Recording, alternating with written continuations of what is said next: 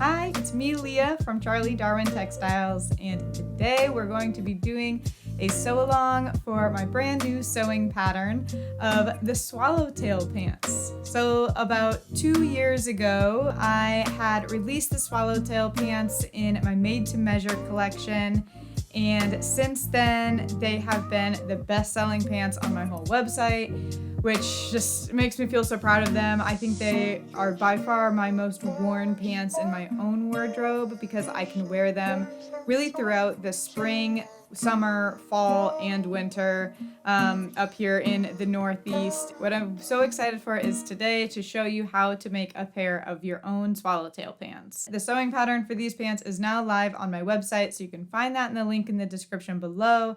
And I actually have a promo code running just through this first weekend of its launch. So go ahead and use that if you're seeing this YouTube video right in the first few days after it's been released. So what I love about these pants, and I think you're gonna love about them too, is they've got this flat front waistband, which for flowy wide leg pants, that's a little bit more rare to have the flat front.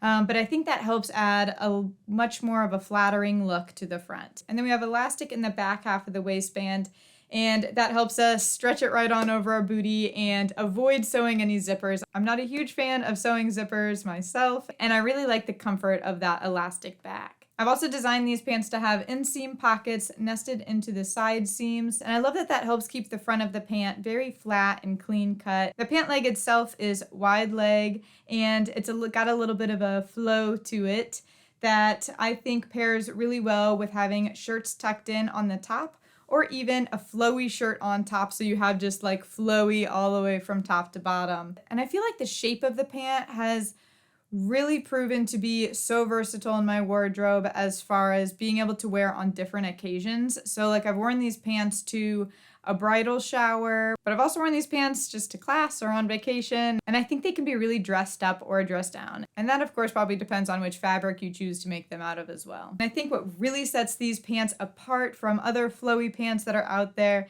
is that there's the option to add really cool knee patch variations. I have this special super simple way to do these quilty knee patches. If you've done a little bit of quilting in the past and you have a distaste for it, I do encourage you to check out my method. I actually just made a totally separate video on how to do this sort of quilty patchwork, and you could add it to any garment, honestly. But I do already have it all measured out for this sewing pattern, so you can easily add this quilty patchwork to the swallowtail pants. And both me and my pattern testers had a really great time sort of going through our scrap bins and picking and choosing different fabrics that matched together and looked cool in different color combinations. So I think you'll find that adding the quilty knees is a really fun sort of scrap buster project. Instead of quilty, you could also do a plain knee patch on these pants, and I think that would look really awesome as well. I was told by my pattern testers that this sewing pattern is suitable for like a confident, adventurous beginner. All right, now before we dive in, I just want to add one quick disclaimer.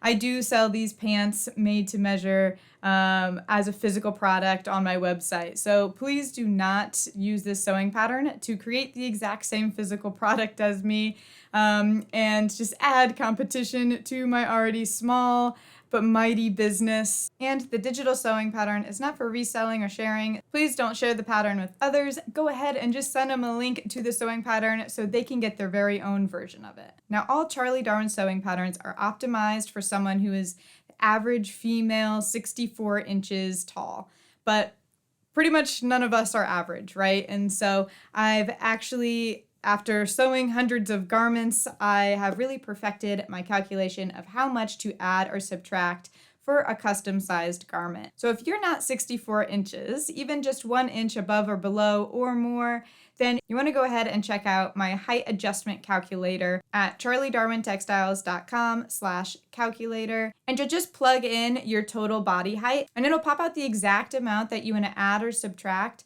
from your pant legs. I've got some more detailed instructions in the sewing pattern about where to add this length and how much to adjust the knee patches if you're doing those on your version. I suspect that you'll need about 2 to 2.5 yards of fabric for this project. All of the seam allowances are already included in the sewing pattern, so you don't need to add any more. All right, without further ado, let's jump into the supplies. So for fabric, I'm going to be using a mid-weight linen fabric in a natural white color. It's not transparent, but it's still lightweight enough to make these pants really flowy. Whatever fabric you decide to use for your pants today, just make sure that it is a woven non-stretch fabric. So we're not working with stretchy knits today. And same thing goes for the pocket fabric. So for my pocket, I'm just using a real lightweight cotton fabric that matches my pants. Some people like to just use the same fabric that they use for their pants.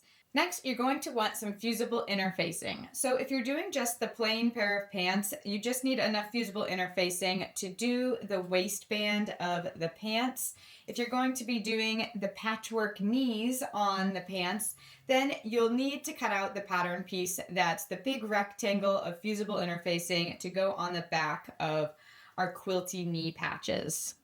So just make sure that when you're cutting your interfacing, if it has any stretch to it, that the stretch doesn't go the width of your waist. So this should not be stretchy going side to side. I'm just using a real lightweight, it's called Pellon Featherweight, but any fusible interfacing you have on hand will work great. I'd say the lighter weight, the better, because we don't want to add too much bulk to our waistline. Just add some stability. All right, on to our other supplies. We are going to need 1-inch elastic for the back waistband.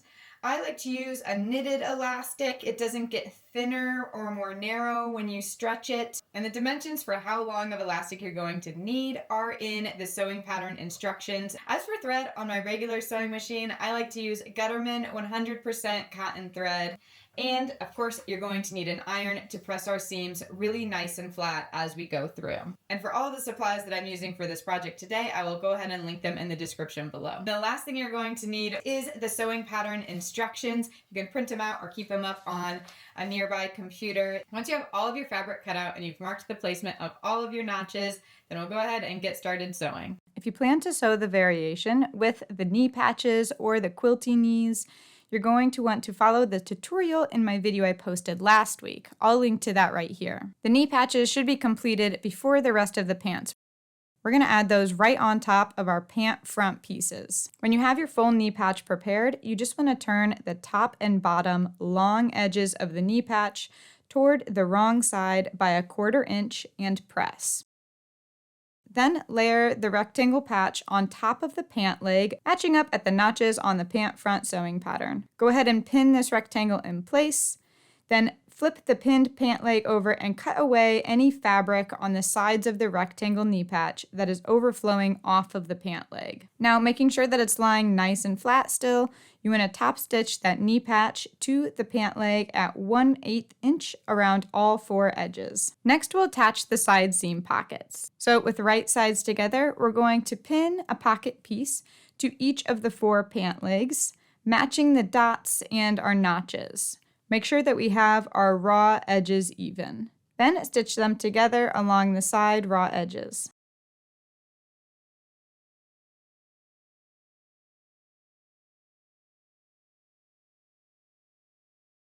Now, to prevent fraying, we want to serge or zigzag stitch along the edge of this seam line we just created. I like to start from the very top of the pant leg and then go all the way down to about 1 inch below the pocket piece. If you're using your serger, do not trim any fabric in the process.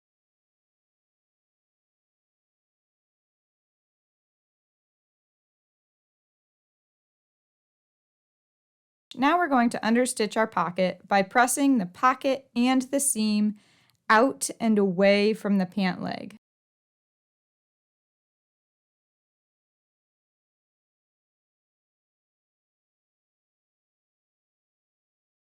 Then we'll put a stitch through just the pocket and the seam allowances, staying very close to our first seam line.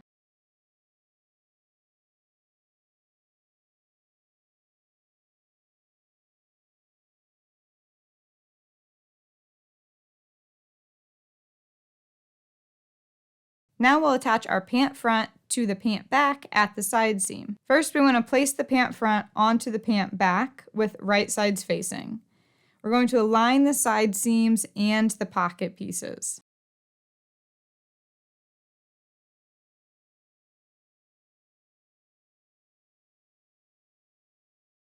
Now stitch the side seams with a 1/2 inch seam allowance, stopping at each pocket dot. Turn with the needle, stitch all the way around the pocket piece, turning again and now running straight back down the pant leg.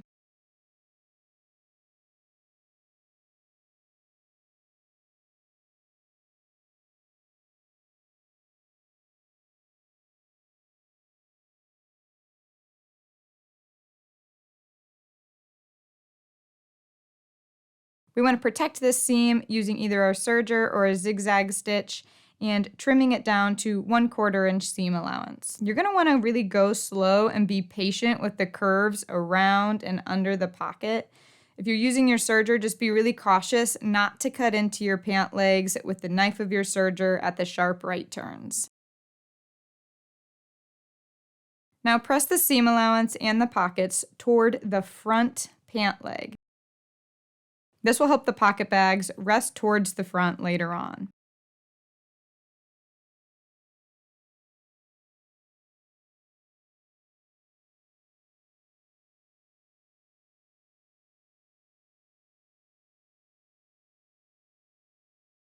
Now top stitch the seam allowance to the pant front at 1/8 inch from the main seam line, stopping when you get about 1/2 inch into the pocket opening and back stitching. Then starting up again about 1/2 inch from the bottom of the pocket opening and running all the way down the pant leg.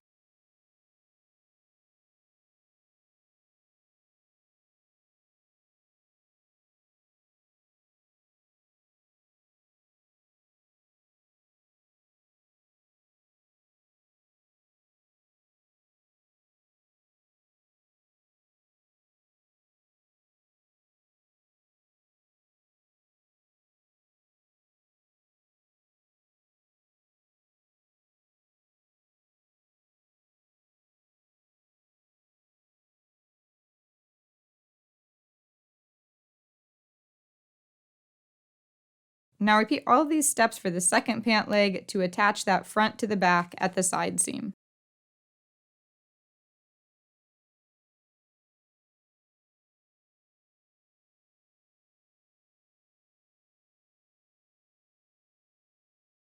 Now's a good time to hem the ankles.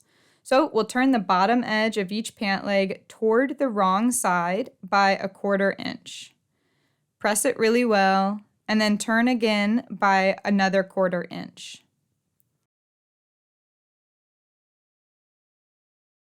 Here we'll just top stitch all the way across. Another way to do this is to just serge the bottom edge of each pant leg without trimming any fabric off, and then turn the bottom edge of each pant leg toward the wrong side by 1/2 inch just once and top stitch.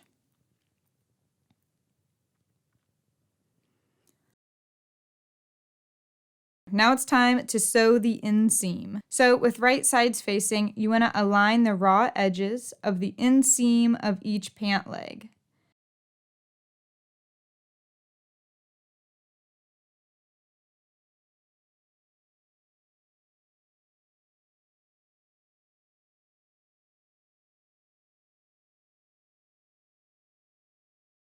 Go ahead and stitch at 1/2 inch seam allowance. Now we're going to protect this seam by either serging or doing a zigzag stitch, and in the process trimming our seam allowance down to 1/4 inch.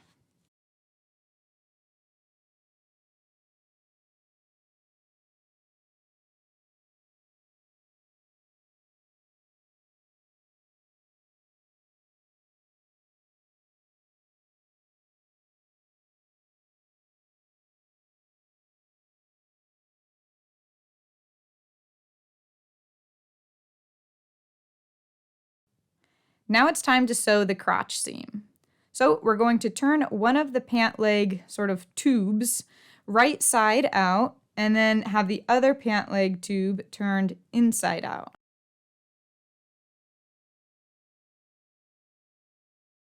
Now insert the right side out pant leg inside the inside out pant leg.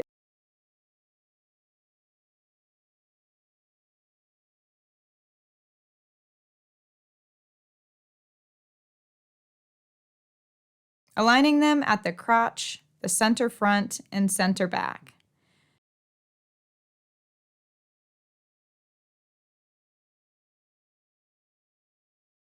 Go ahead and pin around the U shape that is formed here.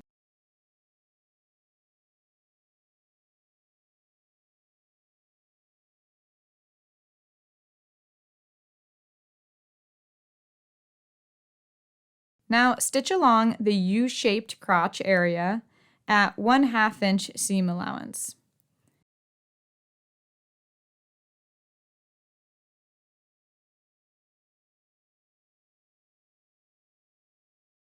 Finish the seam with a serger or a zigzag stitch, trimming down to a 1/4 inch seam allowance in the process. Now we just want to flip the pants so that both pant legs are wrong side out.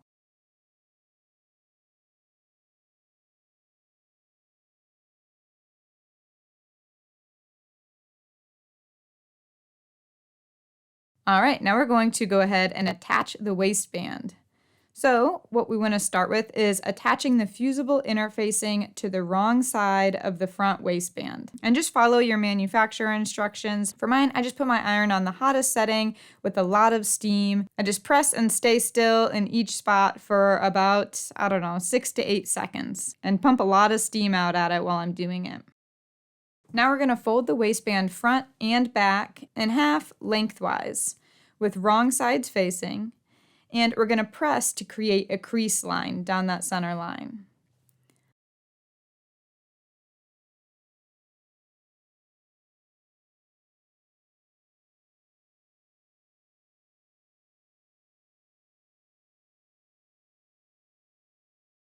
Now unfold them, and we're going to press one long edge of both waistband pieces up toward the wrong side by 1/2 inch.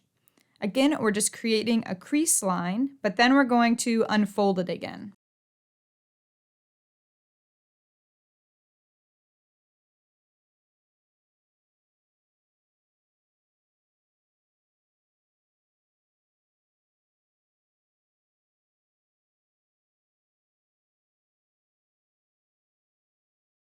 All right, so we just have crease lines, but everything is still laying flat, unfolded.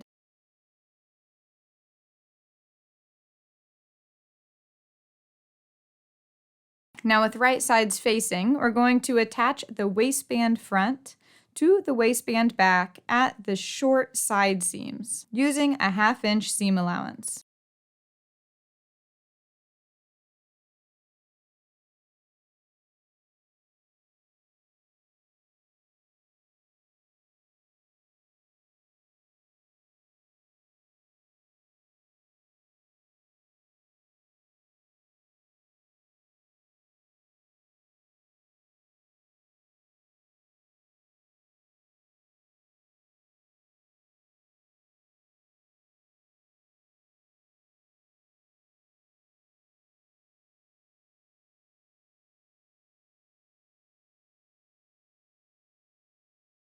Now go ahead and press these two side seams open.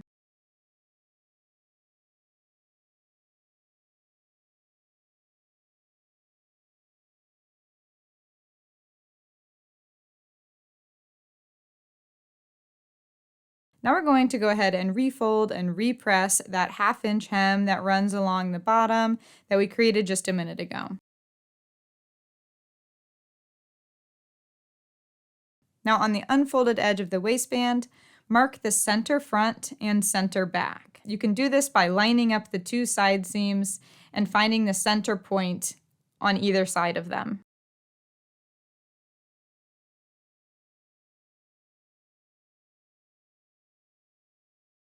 With the pants wrong side out, pin the unfolded long edge of the waistband to the pants, with the waistband's right side facing the wrong side of the pants.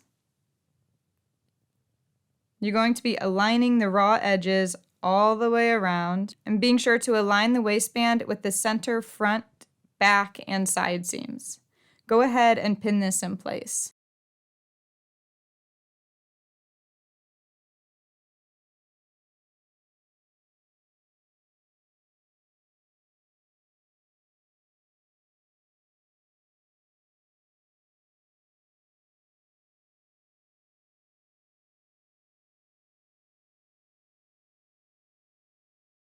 Now stitch all the way around with a 1/2 inch seam allowance.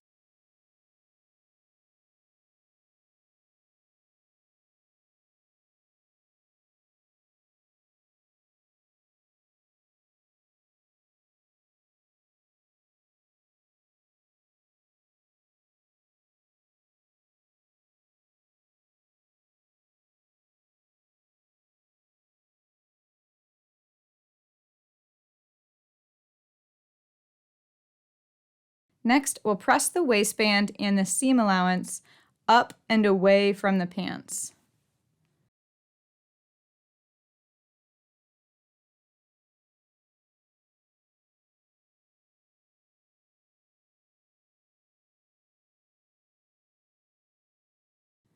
Now turn the pants right side out.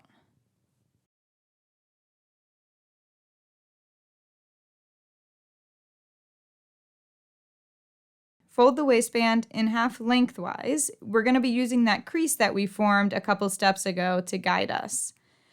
The other 1/2 inch fold crease that we created earlier should fall right on top and kind of slightly overlap the stitching line that's showing on the right side of the pants.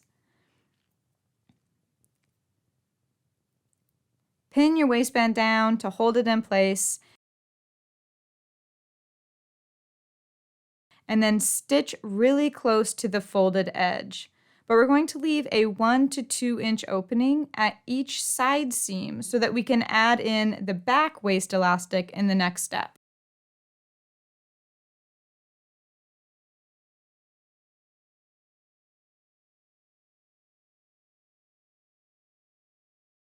All right, we're on our last step. We're going to add the elastic to the back waistband. So you're going to insert the elastic into the waistband opening that we just created. I like to use a safety pin to sort of guide the elastic through this channel. Just be sure not to let the tail end get sucked into the channel too.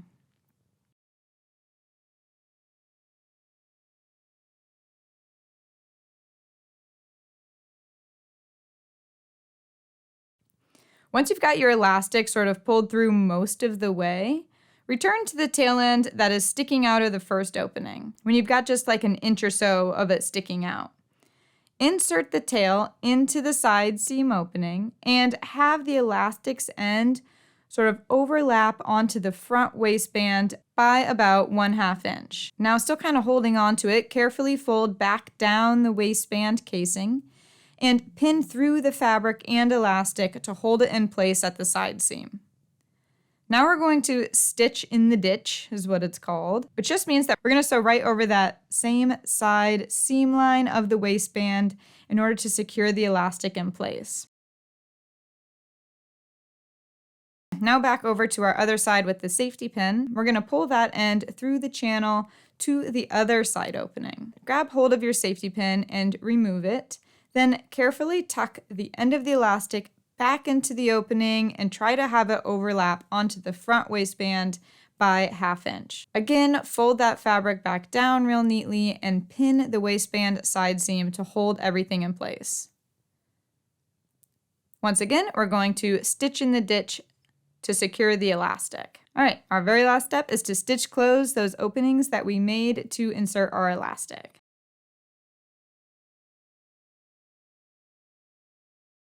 And that's it. You nailed it. They are so freaking beautiful. And so are you. And so is your sewing space. And so is the planet. And all of the fun adventures that you are going to go on in these pants. Thank you so much, everyone who helped me work out all of the kinks on this pattern so that I can bring you the best version of it, the most fun and enjoyable experience. that I could on, this is only my third sewing pattern that I'm releasing, so I'm hoping to make everyone a better and better experience for you. And I love hearing your feedback, so even if you weren't a pattern tester, if you do purchase this pattern, please let me know what you think of it. Send pictures. I love to see if you have different alterations or pattern hacks or any, just I love to see it in whatever fabric you made. So please do send along pictures, feedback, suggestions, comments, compliments, anything. I'd love to hear it. I've put the Charlie Darwin email in the description below as well.